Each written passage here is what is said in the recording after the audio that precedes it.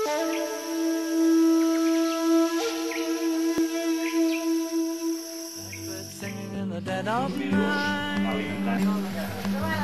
these broken wings and learn to fly.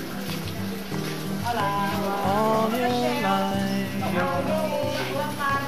you were only waiting for this moment to arrive.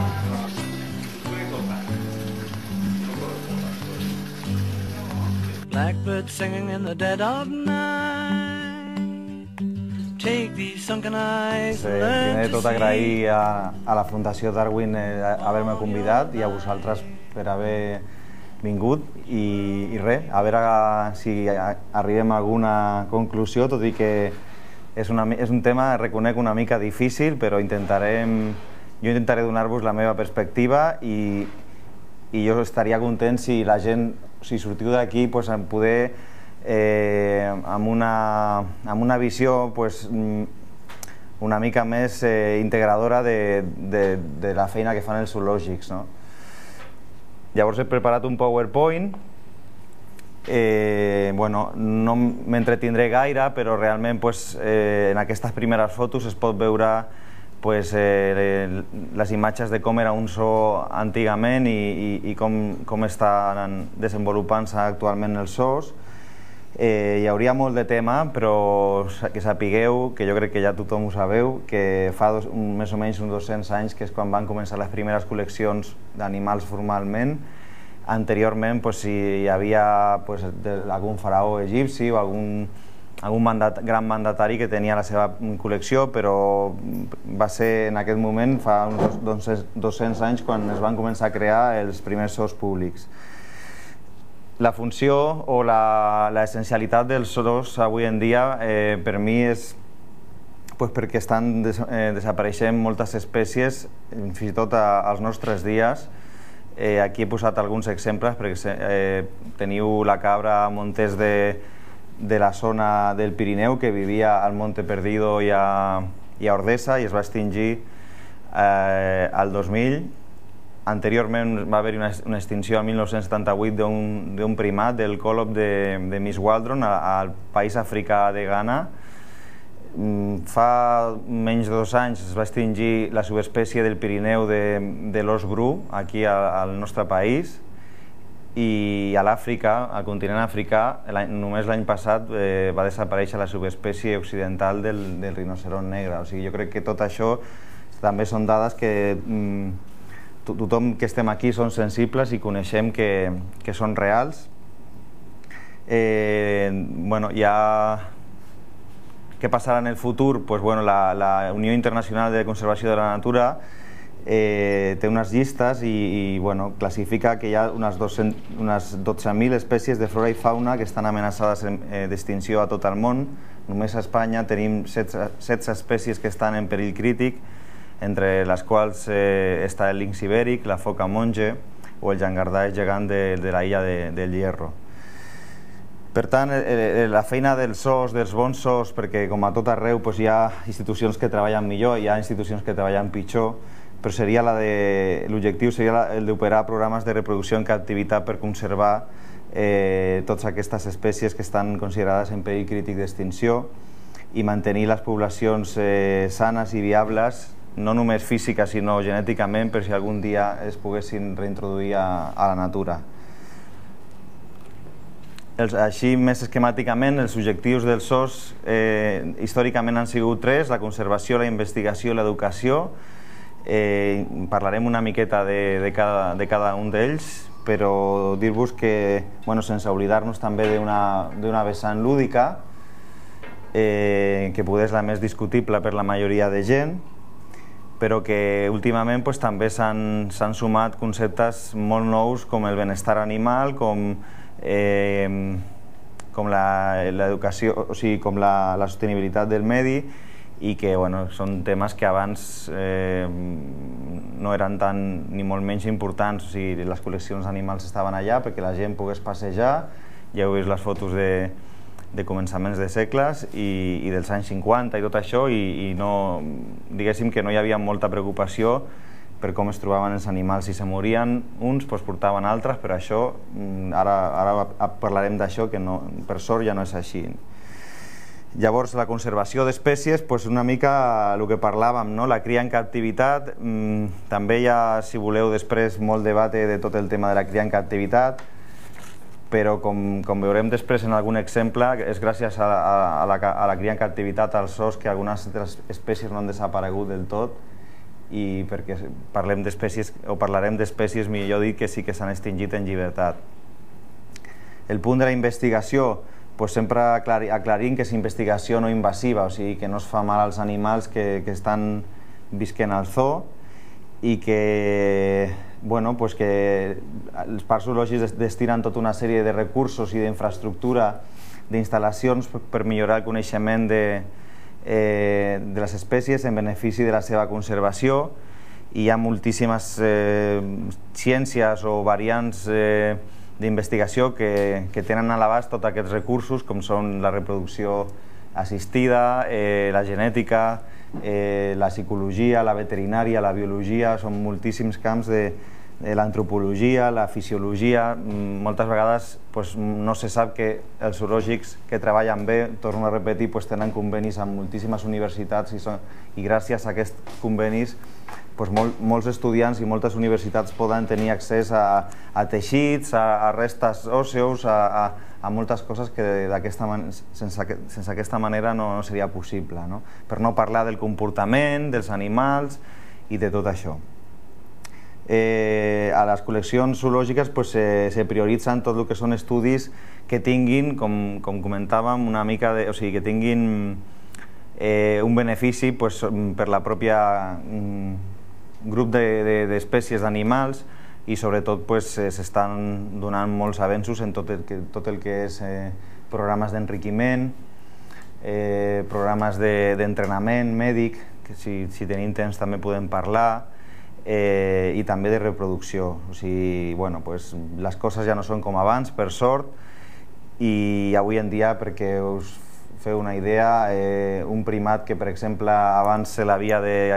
de disparar amb una cerbatana per injectar-li qualsevol medicació o el que sigui, ara amb un programa d'entrenament mèdic pot col·laborar perfectament a posar-te el braç així a la reixa i que el veterinari o el cuidador l'injecti, i no cal aquest tipus d'actuació més invasiva, o fins i tot ells poden col·laborar a posar-te el braç per extraccions de sang. Els dofins, jo recordo, per el que explica la gent que fa molt de temps que treballa als parcs, que abans per medicar un dofí o el que sigui era tot molt més bèstia, o sigui, s'havia d'agafar l'animal entre diverses persones. Ara tot això està super desfasat, o sigui, ara l'animal està entrenat, te posa la cua, te deixa punxar-lo al cuidador, i són totes aquestes tècniques que han estat desenvolupades en aquests dies. El tema de l'educació, perdoneu, que se m'oblida dir una cosa que és important. Moltes vegades el fet d'investigar les poblacions captives als zoos, això pot servir per comparar i per ajudar fins i tot a les poblacions que estan en llibertat molt fragmentades, perquè actualment no hi ha espècie animal que no hagi sigut modificada la seva població i la seva manera de vida per l'ésser humà, i moltes vegades les poblacions queden aïllades al mig dels països on viuen, i l'estudi molts cops de les poblacions en captivitat, que tindrien una dinàmica de població bastant similar en quant a número d'individus i tal, poden ser un reflexe de com gestionar la població en llibertat. L'educació, és un altre dels pilars dels zoològics, i la idea és promoure tant al públic com a les institucions la necessitat de conservar les espècies, de tenir respecte per elles i de crear un equilibri entre la nostra existència, la nostra raó de ser i la dels demés éssers vius. Per què els zoos són una eina tan important en pro de la conservació? S'estima, hi ha estudis que consideren i que demostren que són visitats per un 10% de la població mundial, Això és moltíssima quantitat de gent que visita els parcs zoològics. A més, s'exhibeixen normalment espècies que són de tot el món i així el missatge que s'aconsegueix donar és molt més equilibrat, molt més integrador. Me podeu dir, cosa que seria lògica per una altra banda, no? Sí, clar, això està molt bé, però no és excusa per haver de capturar els animals per posar-los en captivitat. Animals de la selva no s'han de portar per tenir-los a la ciutat. Bueno, doncs que sapigueu que això és una pràctica que ja no casa amb els zoos, o sigui, això no es fa. Als anys 60, 70 se continuava fent i se feia, fins als començaments dels 80. Els països europeus, com ja sabeu, tenia cadascun, o quasi la majoria, colònies a l'Àfrica i a tot arreu, a l'Àsia. Llavors els animals arribaven en vaixells i no sense permisos poder, ni moltíssimes coses d'aquestes que han canviat afortunadament. Però de la gran majoria d'animals que veieu als parcs zoològics, quasi la totalitat són nascuts en captivitat. Això vol dir que formen part d'algun dels programes de reproducció entre les diferents institucions i que no han vingut de la selva, diguéssim, no? O del seu hàbitat natural. Hi ha alguna excepció. Podeu veure algun animal que encara als zoos, que encara que ha estat nascut en llibertat, com per exemple aquest animal que he posat de la foto. Aquest animal és un animal molt vell, que podria ser dels més vells de la població de ximpancers d'Europa, i aquest animal sí que va arribar en un d'aquells moments en els que era comú i estava ben vist i es feia de portar animals de la selva cap al nostre país. També hi ha una altra part d'animals que els zoos acolleixen i que són procedents dels ecomisos. Històricament, abans de que existissin els centres de recuperació de primats o santuaris a les nostres contrades, eren els zoos els que moltes vegades havien d'acollir aquests animals que venien de manera il·legal. I després l'altra proporció d'animals que veiem en captivitat als zoos formen part de les transaccions que es fan entre els diferents zoos. O sigui, són transaccions, intercanvis que estan sempre dintre dels diferents programes de cria en captivitat, que hi ha un coordinador per cada espècie, com a mínim per cada espècie de les que estan en perill d'extinció, que la feina d'aquesta persona o persones seria la de vetllar perquè hi hagi la major riquesa genètica possible, i que moltes vegades això significa que un animal que ha nascut a Barcelona o a Madrid ha d'anar a Londres o a Amsterdam i a l'inrevés. I hi ha molts tipus de transaccions i normalment s'evita tot el tema econòmic i el que se fan, com us deia, són intercanvis, préstecs nupcials, que es diu. Un exemple seria: jo tinc una femella d'aquesta espècie, te la deixo i després les cries que hi hagi les repartim o el que sigui, però en principi són d'aquest tipus les transaccions, no estem parlant de diners com a tal. Llavors, per acabar aquest bloc, parlar que el criteri de quins tipus d'animals o d'espècies s'alberguen als zoos d'avui en dia serien els criteris de conservació i l'educatiu. El de conservació, en principi, l'ideal, que no sempre... Jo crec que el bo de tot això és ser una mica autocrític i sempre constructivament se pot arribar a qualsevol tipus d'enteniment, però l'ideal és que els zoos tinguessin només o que tinguin espècies que estan en perill d'extinció, que no sempre és així, que hi ha de tot, però que això seria l'ideal. Llavors, aquest criteri de conservació seria important que tingués en compte que les espècies allotjades fossin aquestes principalment, i després, a nivell educatiu, l'altre criteri també és molt important pel públic en general, pels nens, per tothom, per les escoles, veure, jo què sé, parlant per exemple dels primats, la diversitat tan gran que hi ha des de sistemes d'aparellament, de manera de viure, de sistemes de locomoció, de sistemes de si són primats diürns, nocturns, tot això. Llavors és una manera molt enriquidora. Després parlarem de les reintroduccions que s'han fet. Només us posarem un exemple perquè tampoc tenim tant de temps i crec que és més enriquidor que tothom parlem. Però les reintroduccions que s'han fet que porten els zoos a la natura són gràcies a que les diferents institucions zoològiques que pertanyen a les associacions, per exemple, a Europa, a nivell europeu està la EAZA, l'Associació Europea de Zoos i Aquaris, a nivell mundial hi ha la WAZA. Totes aquestes associacions col·laboren les seves institucions posant al servei de la conservació els seus animals. Després la UICN, la Unió Internacional de Conservació de la Natura, és la que dicta moltes vegades com s'han de fer aquestes reintroduccions, i després són molt importants també, per suposat, els coordinadors de les espècies de les que estem parlant i els governs que reben aquestes propostes. L'exemple que jo he posat és el del tití lleó daurat. L'Odontopithecus és un primat que viu a la zona de Brasil, que està molt en perill d'extinció i que la seva població és molt reduïda. Estem parlant d'uns 1.000 exemplars a nivell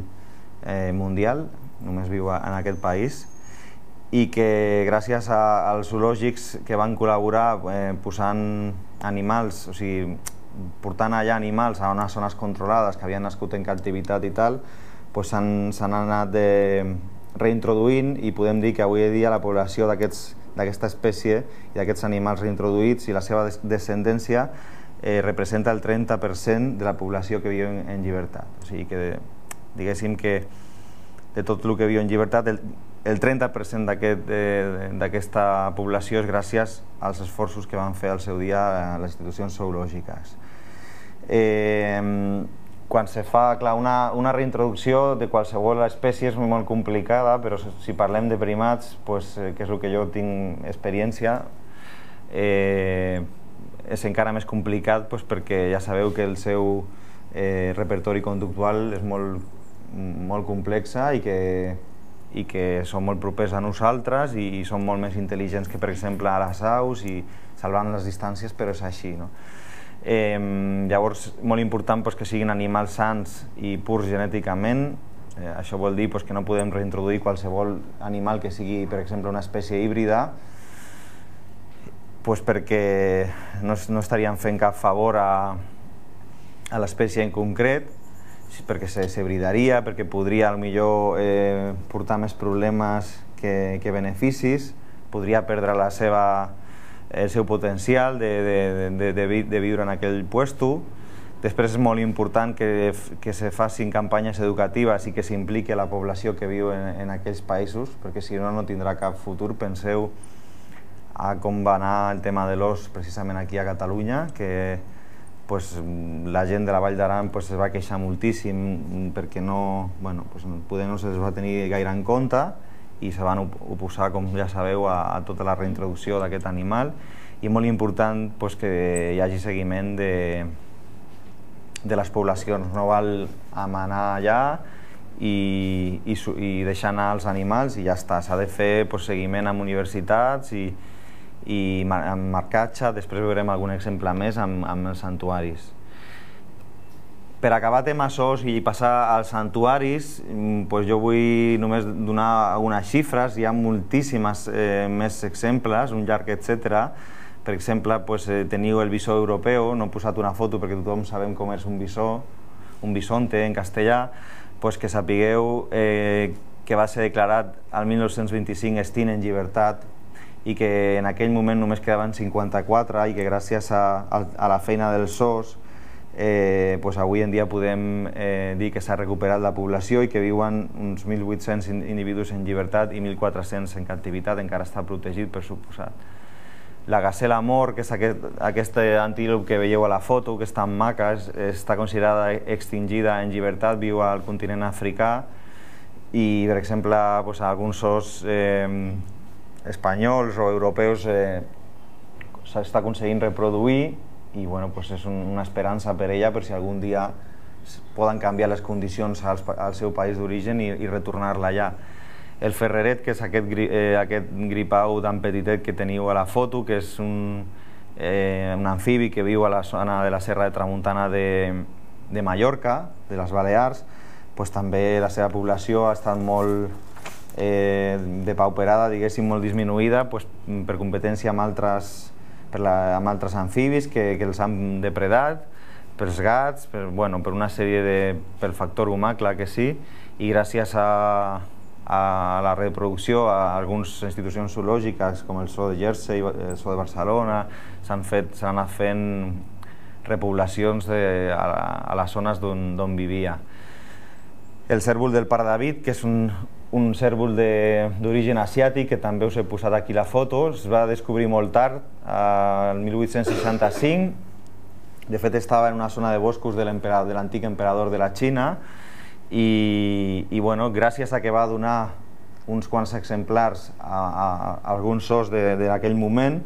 és que aquest animal ha arribat als nostres dies, perquè després va haver-hi unes inundacions tan grans a aquella zona que la població que tenia en els seus boscos de caça va desaparèixer. Després, un altre exemple, el falcó de l'illa Maurici, que a mi aquest em va arribar molt la seva història, molt endins, no? El vaig conèixer com a espècie al Darrell Wildlife Center, que és el zoo de Jersey, del Gerald Darrell, a Anglaterra, i aquesta espècie, quan van començar a treballar amb ella a les illes Maurici, només hi havia 4 animals en llibertat, i gràcies a la feina sobretot del zoo de Jersey i del Darrell s'ha recuperat. I com us dic, hi hauria molts exemples, la iguana blava, el còndor de Califòrnia, podríem anomenar moltíssims més. Passem als santuaris. Els santuaris sorgeixen davant de la necessitat de crear espais per acollir tots els... Jo parlaré de primats, que com us dic és el tema del que sé una miqueta, i són espais que sorgeixen per recollir totes les cries orfes de primat que hi ha als països on viuen aquests animals, tant el continent africà com asiàtic i sud-americà també, per suposat. I els factors que els fan arribar a les mans dels santuaris són des de la pèrdua d'hàbitat, la deforestació, els incendis forestals, ja sabeu, tot el tema del cultiu de l'oli de palma, per suposat tot el tema del consum de carn d'animal salvatge, del bushmeat, i podríem parlar també hores i hores, però moltes poblacions humanes que viuen en aquestes zones consumeixen carn de primat, i llavors el que fan és matar els adults i menjar-se'ls, vendre la carn, ahumar-la i vendre-la. En canvi, els petits, com que tenen tan poca carn, tan poca xitxa, no s'hi surt rentable de menjar-se'ls, i el que fan és vendre'ls moltes vegades a gent a el que es diu expatriats, a gent europea o nord-americana, el que sigui, australiana, d'on sigui, que vaya a treballar en una missió pot ser de la UNESCO o dels cascos blaus, de la Cruz Roja, de lo que sigui, i que quan anem allà a col·laborar tenim llàstima de veure un animal que està normalment lligat amb una cadena, el que sigui, i fem la cosa, el que considerem que és un bon acte. Jo no ho he fet, però me fico el primer, perquè també sento llàstima, clar que sí, de comprar l'animal. Però amb això el que estem fent és contribuir, i el que hem de fer és denunciar-ho i lluitar perquè les legislacions canviïn. La doctora Goodall va fer un estudi on s'estimava que per cada ximpancé, per exemple, per cada cria de ximpancé que arribava en vida a les nostres contrades, diguéssim, a la civilització entre cometes, perquè també s'hauria de parlar molt d'això, moríem 10 durant el camí per tot el que és des de les famílies que el defenen i lluiten perquè no els treguin les cries, fins al transport, que és pèssim,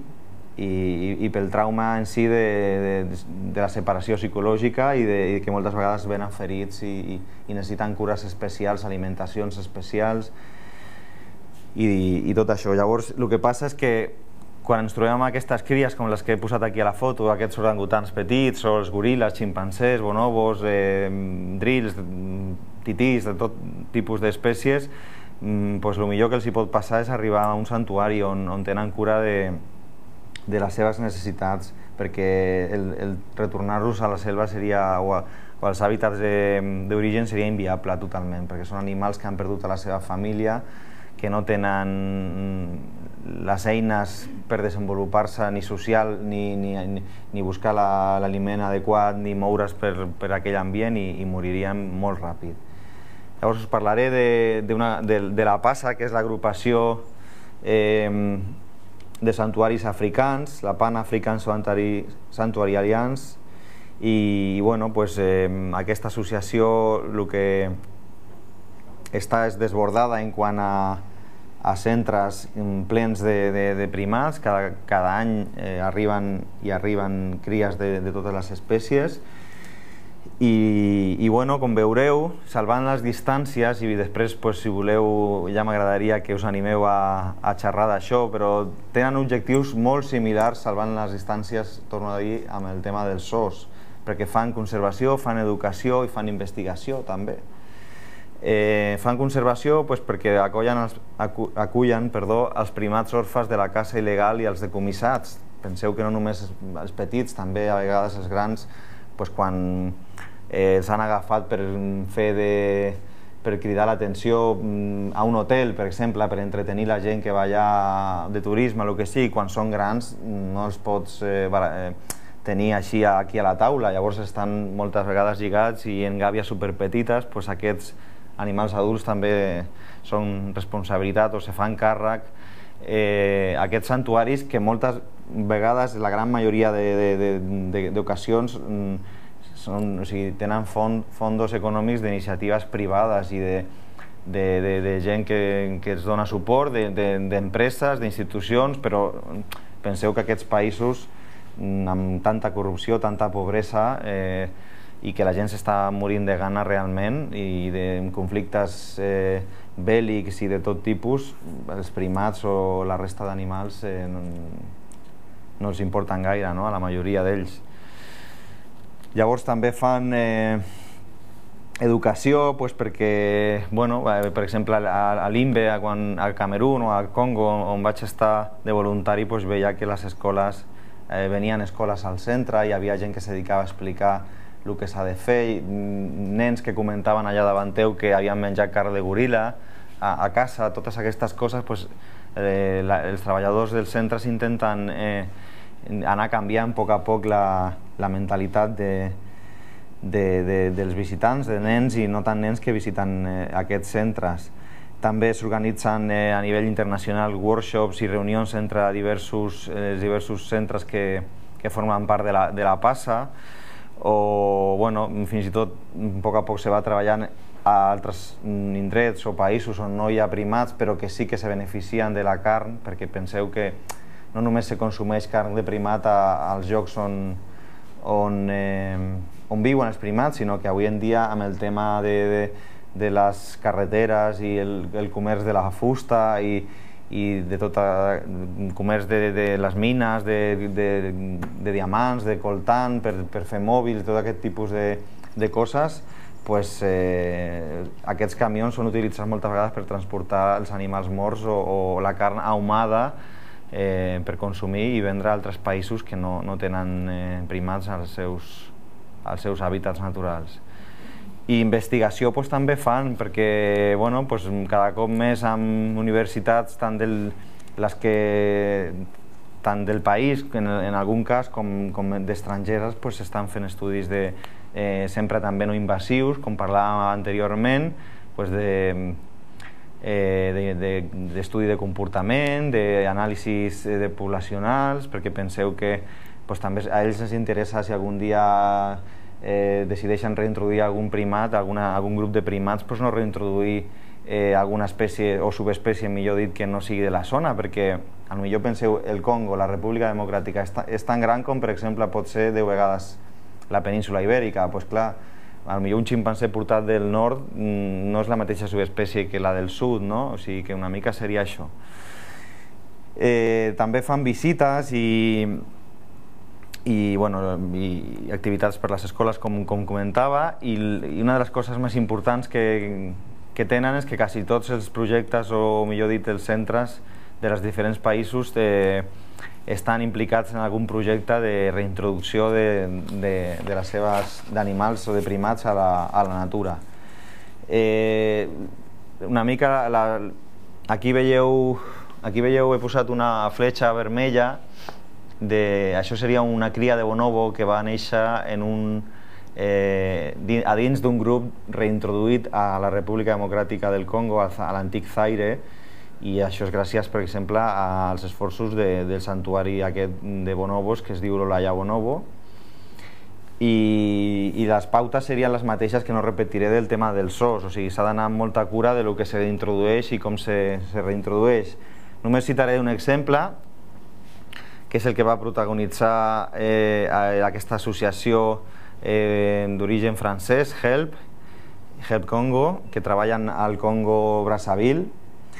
Aquí he posat algunes dades. Es van reintroduir entre 1996 i el 2001 37 ximpancers en 6 diferents grups. Quan es va concluir l'estudi es va veure que havien sobreviscut un 62%, que està molt bé realment, i que d'aquesta població de ximpancers reintroduïts, 4 femelles de les reintroduïdes ja havien tingut cries, el qual és un èxit totalment.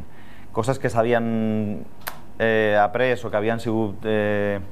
concloents, per exemple, que era molt més apropiat. Penseu que aquests projectes són dinàmics, no és una cosa que sigui com la matemàtica. Al començament se'n reintroduïen moltes vegades animals individuals i el que passava era que eren atacats per les poblacions salvatges. Llavors després se va arribar a la conclusió de que era molt més factible i positiu alliberar els animals en grups familiars, de manera que se podien protegir uns altres i podien integrar-se més fàcilment en poblacions salvatges, entre cometes. El radiocollar, que és aquesta estructura que se posa rodejant el coll, com veieu aquesta foto del ximpanzé, s'ha mostrat com una eina molt efectiva per controlar on estan els animals en cada moment. Durant els anys que va durar aquest estudi i que continua durant, no s'ha vist que hi hagi hagut cap tipus d'impacte negatiu a la flora i a la fauna de la zona, i sí que s'ha vist i s'ha tingut present que la relocació de la població humana seria sempre positiva, o que s'haurien de reintroduir aquests animals en zones una mica aprofitant accidents naturals del terreny respecte a el que són poblacions humanes, perquè penseu que per molt bé que se facin aquestes reintroduccions, aquests primats moltes vegades poden apropar-se, si no es fan les coses bé, apropar-se a alguna zona que sigui poblada per humans i poden caure un altre cop a les seves mans o causar accidents o aquest tipus de situacions. I per acabar, dintre del que no són zoològics ni són santuaris als països d'origen, parlarem d'un cas especial que són els centres de recuperació de primats, el que considerem a Occident, a països europeus, Nord-amèrica, també hi ha alguna a Sud-amèrica, a Brasil, a Xile, a Canadà també. Són centres com Darwin, són centres de recuperació de primats on s'acullen aquests animals que provenen principalment del tràfic il·legal d'espècies. Després parlarem, us ensenyaré algunes fotos més d'altres d'on poden venir aquests animals. La situació geogràfica d'Espanya, tan a prop del continent africà, l'ha fet històricament com un punt d'entrada molt fàcil per tota la gent que feia contrabando d'espècies en general i de primats en particular, que és del que estem parlant. L'objectiu d'aquests centres de recuperació de primats és donar-los unes millors condicions de vida a aquests animals que han patit, perquè penseu que tenen la majoria de casos tenen el mateix background, el mateix passat que han tingut aquests que hem vist als santuaris africans o asiàtics. Són animals que han vist com perdre la seva família, que han patit viatges molt llargs, que han tingut situacions traumàtiques, molts d'ells, la majoria, i el que es fa en aquests centres és resocialitzar-los amb altres de la seva espècie i proporcionar i cobrir les seves necessitats tant veterinàries, nutricionals, com socials, com d'instal·lacions, que siguin les millors possibles. Abans de continuar amb l'anterior diapositiva, una mica ampliar aquest tema d'on provenen aquests primats que arriben als centres de rescat. Molts d'ells provenen, la gran majoria, del tràfic il·legal de primats per tenir-los com a mascotes. Aquí tenim una foto, per exemple, d'una cria de ximpanzé, que aquest senyor que hi ha amb ella no és el propietari ni molt menys, sinó que és un gran veterinari de primats europeu, John Lewis, i aquesta petita ximpanzé pertanyia a una princesa de la Casa Reial Saudí que es va emocionar i que volia una cria de ximpanzé, i quan fixeu-vos que la tenia vestida i tot, i quan la cria començava a créixer i va destrossar moltes coses de casa seva, o del palau, millor dit, és quan va ser portada, la van decomissar, la van portar a Anglaterra, al Monkey Wall. Hi ha altres animals que venen de la indústria de l'espectacle i de tot el tema d'anuncis publicitaris, d'intervencions en programes de televisió. Tristament, encara al nostre país és bastant freqüent veure aquest tipus d'activitats, però hi ha empreses i nuclis zoològics que se dediquen exclusivament a això, a criar animals per portar-los a festes jo què sé, per promoure una marca determinada de beguda alcohòlica, a lo que sigui, per llogar un lleó o un mono o el que sigui a un anunci de televisió. Encara continua havent-hi molts animals i primats als circs que, com veieu en aquesta foto, si bé cada cop està més perseguit al nostre país, a Catalunya i a la resta de l'Estat i tot, encara hi ha molts animals que potser potser no actuen, però sí que continuen a los minizoos petits que tenen els circs per visitar. També aquests animals que arriben als centres de recuperació poden vindre dels laboratoris i centres d'experimentació, com aquestes 3 cries de ximpanzé de la foto, que venien d'un laboratori francès i que estan actualment al Monkey Wall, al sud d'Anglaterra. Aquest ximpanzé, que està lligat a una cadena, estava en una... no me sortirà ara la paraula, però és com un desguace d'aquells de cotxes a Portugal, i estava allà perquè havia crescut i donava problemes ja al propietari d'agressivitat i tal. No és que siguin agressius, és que tenen moltíssima força i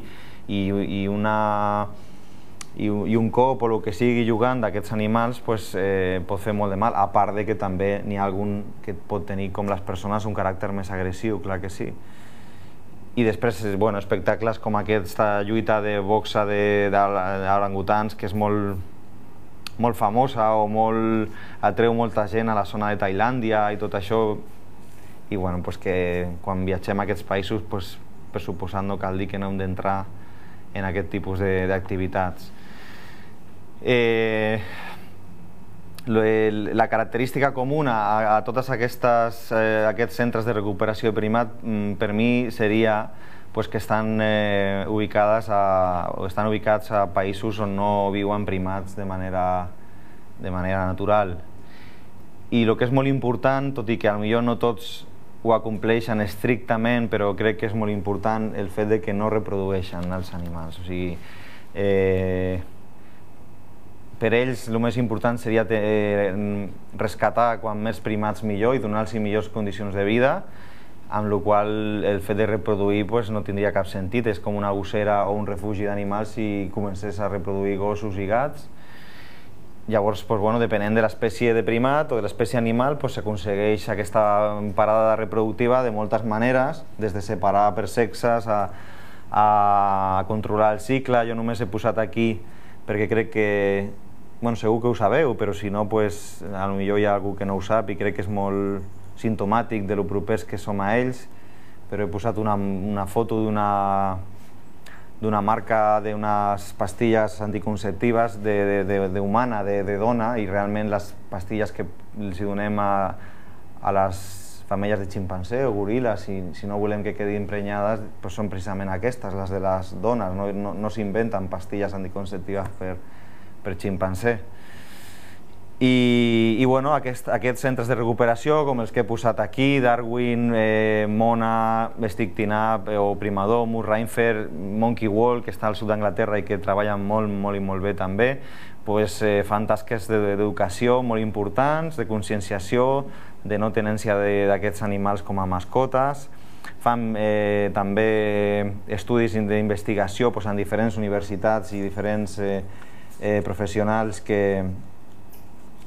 com coincideix amb tot el tema que parlàvem anteriorment, han de ser no invasius, no s'han de molestar els animals,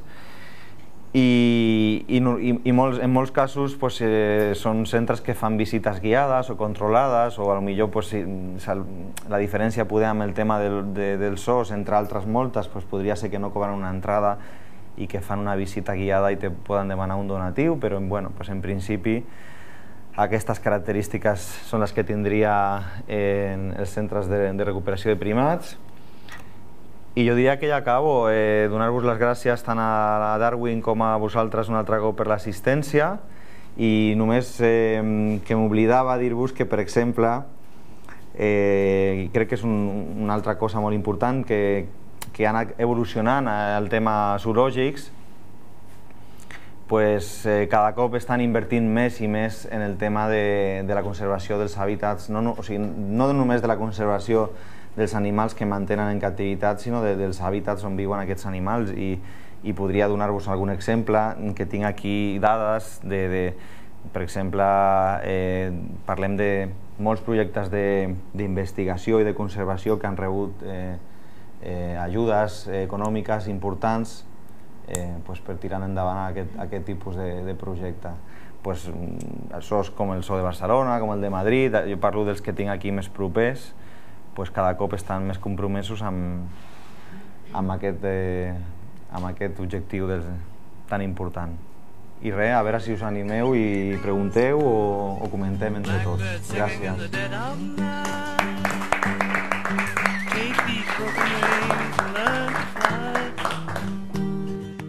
All your life you were only waiting for this moment to arise. You were only waiting for this moment to arise.